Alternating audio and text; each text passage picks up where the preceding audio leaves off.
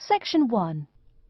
You will hear a conversation between a customer service representative and a customer who demands a full refund.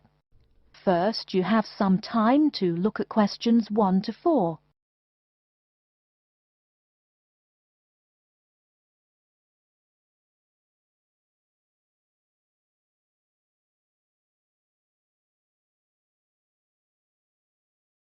You will see that there is an example which has been done for you. On this occasion only, the conversation relating to this will be played first. Hello and welcome to Under Pressure Enterprises Customer Service Department. This is Kelly. How may I help you? Yes, I'm calling about one of your rice cookers I just purchased. The customer says that he is calling about one of the rice cookers he just purchased. So, rice cooker has been written in the space. Now we shall begin. You should answer the questions as you listen, because you will not hear the recording a second time. Listen carefully and answer questions 1 to 4. Hello and welcome to Under Pressure Enterprises Customer Service Department. This is Kelly. How may I help you? Yes, I'm calling about one of your rice cookers I just purchased. What seems to be the problem, sir? Seems? There's no seeming about it. The blasted thing shoots hot steam all over the place, that's what. It nearly scalded my hand when I went to open it. Why, it could have killed the cat or something. It could have exploded and killed my wife and me. Sir, please calm down. As long as the steam escapes the cooker, it won't explode. So you're telling me there's no problem? Are you calling me a liar? Sir, no one is calling you a liar. Yes, so I demand a full refund. Under Pressure will be happy to refund your money, sir. Now, I just need some basic information. Okay. Sorry, I do tend to get a little hot under the collar. My wife tells me to slow down. So, what do you need to know? Sir, don't worry. I just need to ask you the model number of the cooker. Where are my glasses? Here. Let's see. It's R242. R242. Okay. And how much did you pay for the product? £89.99. It was on sale. I guess I should tell you. Thank you. That's honest of you. Now, where did you buy the cooker? Which store and which branch? At that big Electric Life appliance store downtown. The city centre branch? That's the one. And you say the problem is that the steam escapes? Yes, it does. No problem, sir. If there's steam escaping, clearly the cooker is broken or defective. So we have an R242 cooker with an escaping steam problem. It was bought from Electric Life City Centre branch for $89.99. Is that correct? Yes, that is correct. Oh, I nearly forgot. When did you buy the cooker? Just as soon as my wife got the crazy idea she'll live longer if she stops eating good English food, roast beef and mash. No, all she says she wants is rice and vegetables and sauces you'd not soak your feet in. Before you hear the rest of the conversation, you have some time to look at questions 5 to 10.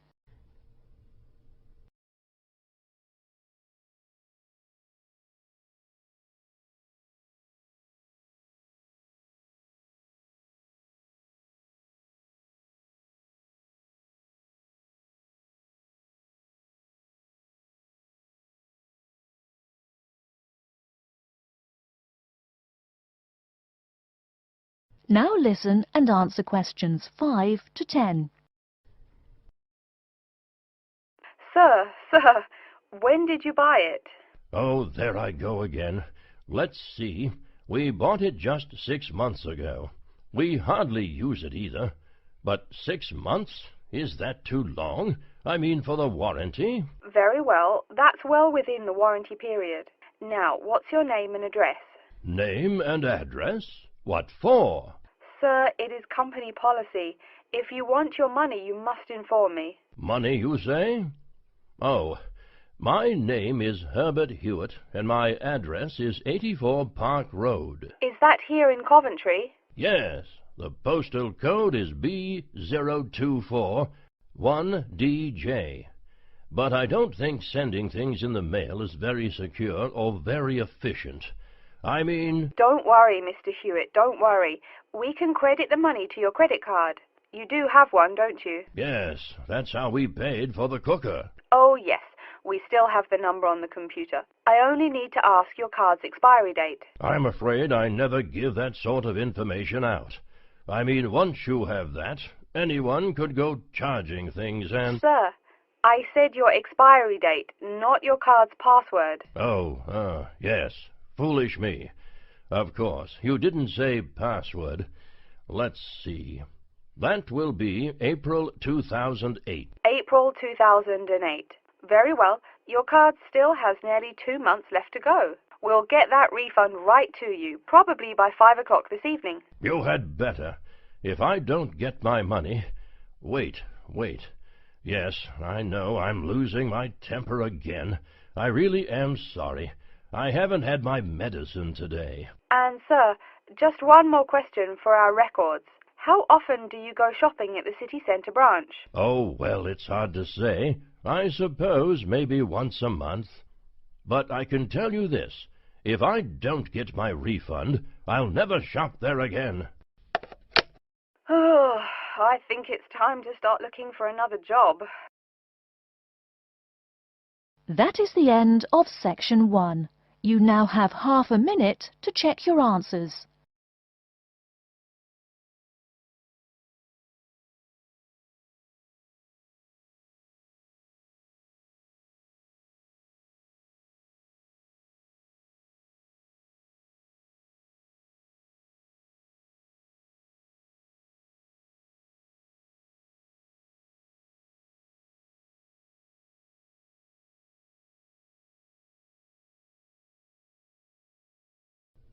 Now turn to section 2.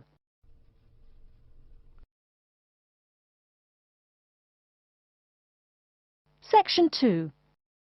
You hear a talk by a counsellor from the University of New South Wales, who will introduce some useful facilities and services on the campus. First, you have some time to look at questions 11 to 15.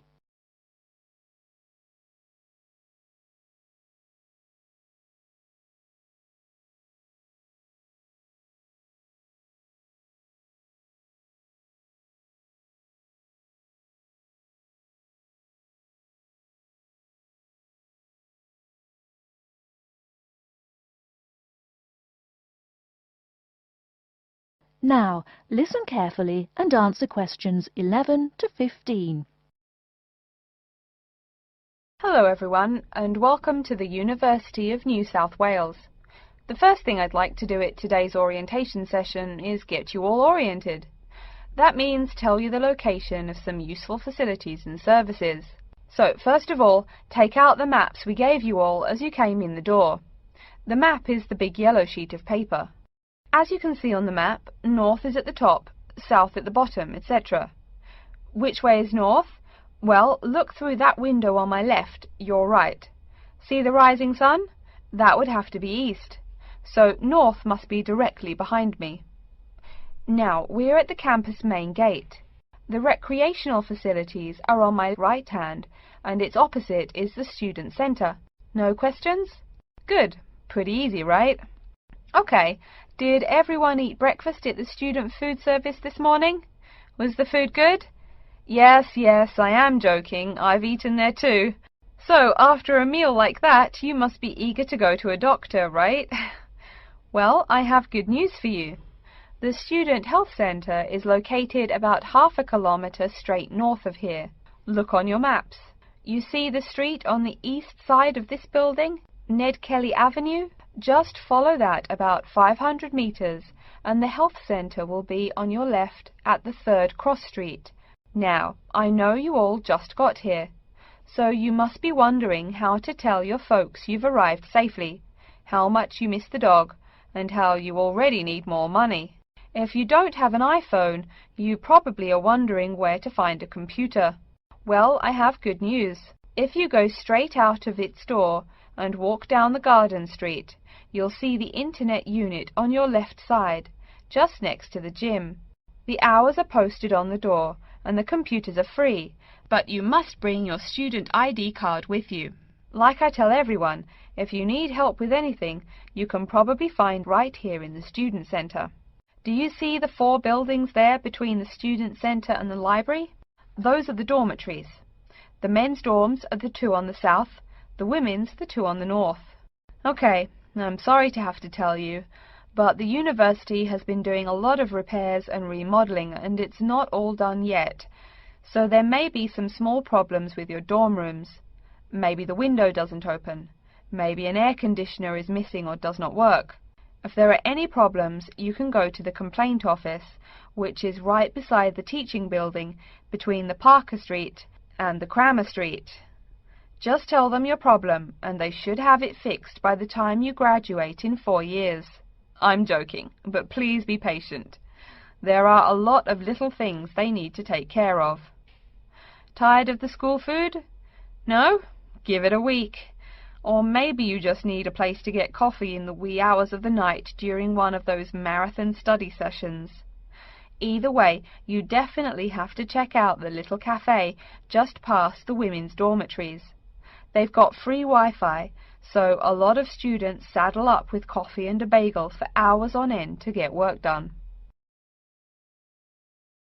Before you hear the rest of the talk, you have some time to look at questions 16 to 20.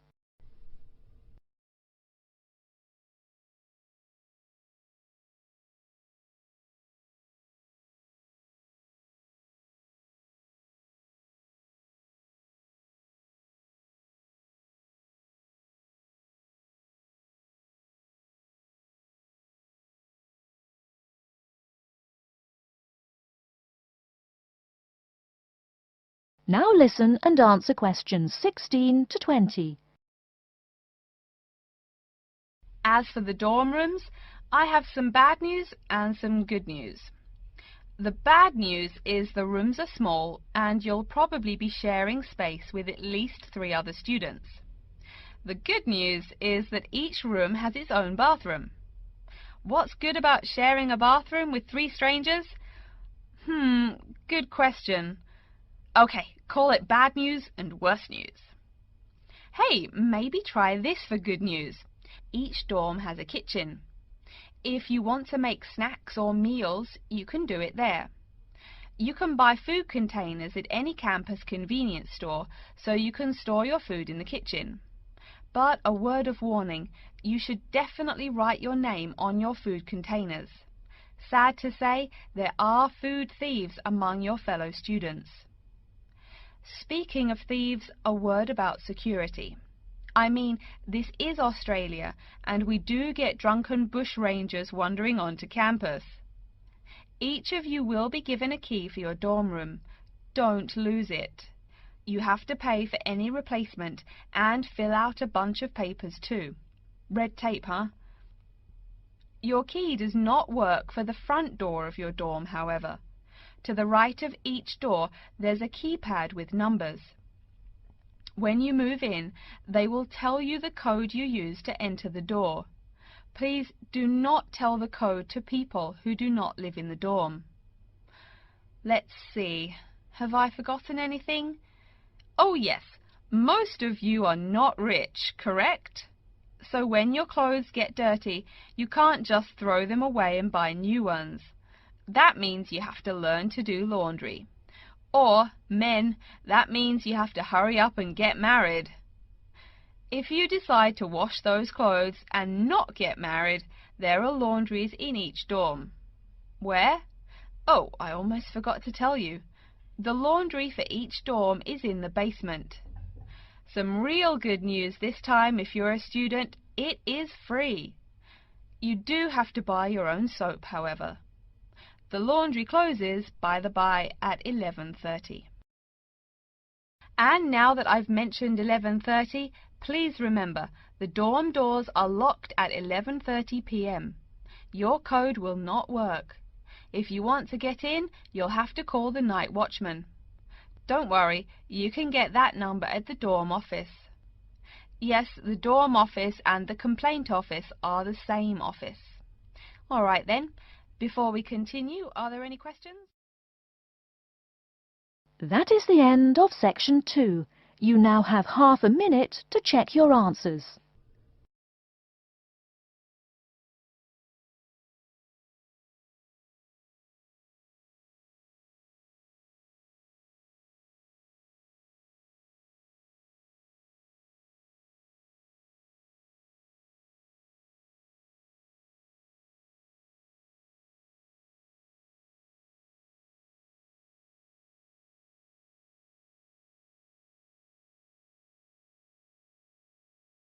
Now turn to section 3. Section 3. You will hear two students called Betty and Bruce talking to Professor Dundee about their own presentation. First, you have some time to look at questions 21 to 24.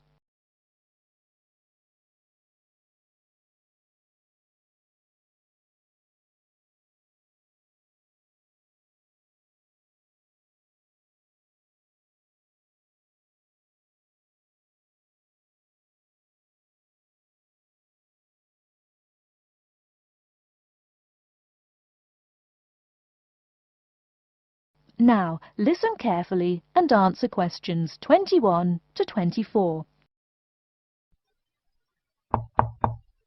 Come in. Professor Dundee, we're ready to make our presentation. Oh, yes. I did say 1 o'clock, didn't I? Please, sit down. So, who goes first? Bruce? Or you, Betty? I guess I could. Bruce is always a little shy. Not after he's had a lager for lunch, eh, Bruce? Ha ha! No, Betty really should go first. Okay, well, I'm reporting on the effects of different marketing strategies on the cheese and oil markets. Different strategies obviously affect the sales volume differently. I looked at the sales in 2 countries, New Zealand and Colombia. And what did you find? Pray tell. Well, in New Zealand, the sales of both oil and cheese have declined pretty steadily, and in fact the sales have decreased more quickly than the population. On the other hand, in Colombia, the volume of sales for both products has remained the same. Wait, so you said sales in New Zealand have been going down? Correct. Suppliers have introduced 2 new upscale brands of each product, which are a bit expensive but very tasty. The big ad agencies are trying out a new series of ads that shift the focus from health to great taste. They think that will get sales moving up in New Zealand, where the population is less affluent and generally less health conscious. Brilliant. Thank you. And Bruce? Yeah. My report is about chocolate sales in Italy and Germany. The 2 countries' marketers have found out that you have to market chocolate differently in each country. For example, in Italy, Kostig, the most expensive brand, pays shop owners to put the candy just about knee-high for an adult. I don't see. For little kids, that's about eye level. That bright red candy is the first one they see, so they buy it. Even better, they start telling their moms to buy it too. So, you mean... Well, I mean, in Italy, if you locate your product at the right location of shelves, sales do great. They say it doesn't matter much what brand of chocolate you're selling. As for Germany, das Land der Schokolade. Huh? That's German. It means the land of chocolate. Germans love the stuff, so people make a joke and call Germany that. Oh, right. So, you were saying? Well, like you pointed out, Germans love chocolate, but they're thrifty. For a long time, the biggest selling brand was Schmutzig, mostly because it was the second cheapest, but didn't taste too bad. Before you hear the rest of the talk, you have some time to look at questions 25 to 30.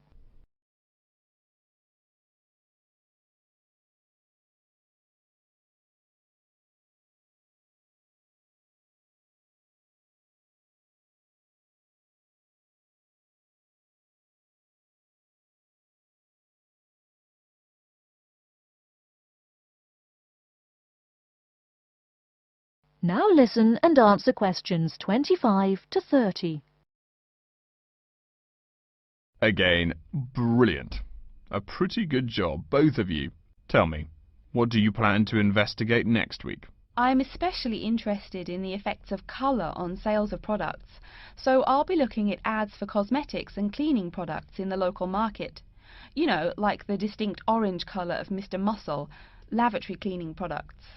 And you, Bruce? I'm focusing on the effects of different containers on sales of cookies, so I'm going to look into packaging for cookies and how the materials they use will affect the image, and in turn, sales. You know, most containers are paper, but some expensive cookies come in metal boxes. The shiny metal boxes catch people's attention, and the image remains in the memory longer. Well, it sounds like you two are all set. But as always in this course, I urge you both to pay much more attention to the advertisement extensions. That's often the key. All right? Any questions for me before you go? No, I think I'm all set. Thanks. Me too. Thanks, Professor Dundee. See you later. That is the end of section 3. You now have half a minute to check your answers.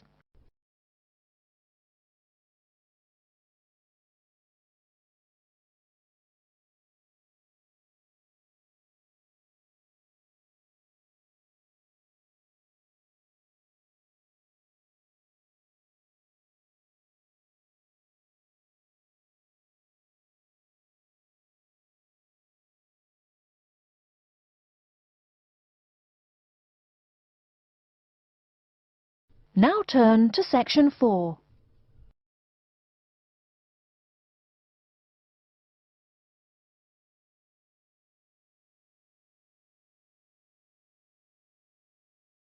Section 4.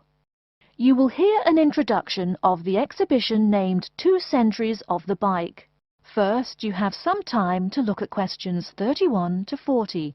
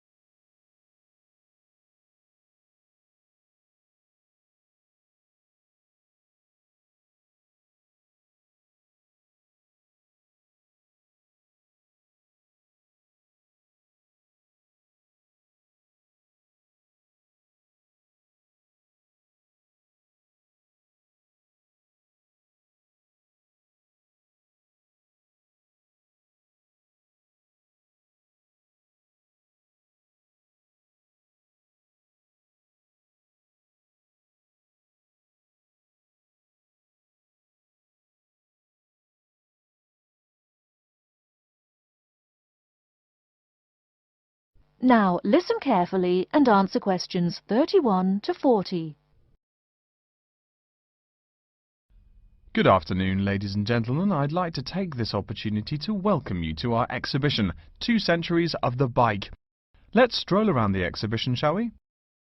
Although there were a few early efforts back in the 1700s, you didn't really see many bikes till, say, the 1830s in England. Bikes were a response to the rapid growth of cities early in the 19th century. Cities like London were getting too big to walk across. The early bike let people travel with less effort than walking. Plus, a bike was a lot cheaper than a horse. Think of it. No one invented a bike for, 5,000 years of human history. Why did people do it then? Probably because this was the start of the machine age. People wanted machines to do all the work. There were some drawbacks, however. For one thing, there were no pedals. You simply pushed yourself along using your feet, kind of like today's skateboard. That meant you went fairly slow, and uphill you actually worked harder, pushing that two-wheeler. Plus, the wheels were made of wood covered with metal, as you can see from this model. So the downside was that the ride was quite uncomfortable on most roads. Only a few gadget lovers had or used them. By the 1860s, though, improvements were being made. As you can see from this specimen, metal frames had become the rule. They are more durable than wood, and they don't warp in the rain. The biggest improvement, however, was the development of the chain and sprocket system. They are connected. This meant you did not push the bike. You used pedals, just like today. You had to try harder to balance, so it took some practice to figure out how to use the pedals. But it made the ride so much easier. As a result, the good thing was that you could ride a lot more smoothly and with very little effort. By the 1880s, another big change was the use of rubber wheels. These became pretty common at that time. Though the first ones were solid rubber, the ride was a good deal more comfortable than the old iron and wood system. This is a big consideration, because the faster you go, the more you feel every bump. Air-filled tyres, pneumatic tyres, didn't really come into use till around the year 1900, as you can see from this exhibition over here. That made the ride even more comfortable. So by 1890 or so, people were going a lot faster and a lot more smoothly. There was one problem when you were going quickly and comfortably. Oh no, how do I stop? Yes, we all laugh now, but for a long time the only way to stop was to drag your feet. That didn't work very well, and it would be dangerous if you were going fast. In the crowded cities of those years, New York, Chicago and so on, you would get killed if you couldn't stop for, say, a streetcar. Plus, look at this bike. The front wheel is nearly 1 meter and 2/3 tall. They made them that way so you could see over people and wagons, but you couldn't drag your feet. This model is called a velocipede, a speed pedal. Another characteristic of the bike in this period is that it has 2 equal-sized wheels, which signalled a big change in bikes. For with the velocipede, brakes appeared. If you wanted to stop, you just pushed the pedal backwards. Doing that stopped the back wheel of the bike. This technique worked a lot better than dragging your feet or jumping off the high seat there. This meant that bikes became a great deal safer. It would have been safer if people wore helmets, but the first bicycle helmet wasn't invented until years later, and even then it was little more than a leather ball cap. It really wasn't until the 1970s that the bike helmet was modified to provide some real protection. Before continuing on to look at developments since the 1890s, let's say a word more about safety. Everyone knows if you're going downhill, you can get going dangerously fast. To go more than 100 kilometers an hour isn't all that difficult, but even on level ground, it's easy to go too quickly. On a city street, today's bicycles can be ridden at a speed of over 40 miles an hour over a short distance. That's about 64 kilometers an hour. Remember, you're on a bike, not in a car. There's nothing to protect you. People are killed in single bicycle accidents every day, just from hitting the road. A good rule to remember is, if you're going faster than the cars, slow down. And please wear a helmet. Nearly 1/4 of the epilepsy cases come from head injuries in accidents on bikes and motorcycles. I don't mean to scare you, but safety is everyone's business. What? Now that's a good question. Why are today's bikes so much faster? Well, it's not just that today's athletes are faster. The answer is partly mechanical. If you look closely here at the back wheel, you'll see a number of gears. Changing gears is what makes those fast speeds possible. You can shift gears depending on the terrain and how hard you wish to pedal. So you can put it on a higher gear for downhill and a lower gear for uphill travel to make it easier to climb that slope. You'll notice this gear shifting mechanism is attached to the back wheel, and when the rider shifts on the handlebar gear shifter, the chain moves to the appropriate sprocket. And, speaking of changing gears, let's look over here at our Tour de France exhibit. That is the end of section 4. You now have half a minute to check your answers.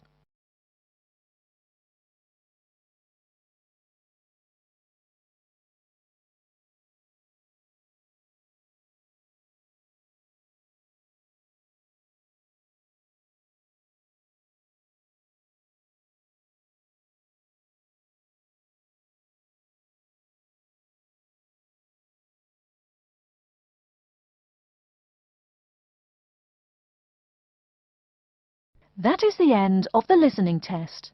In the IELTS test, you will now have 10 minutes to transfer your answers to an answer sheet.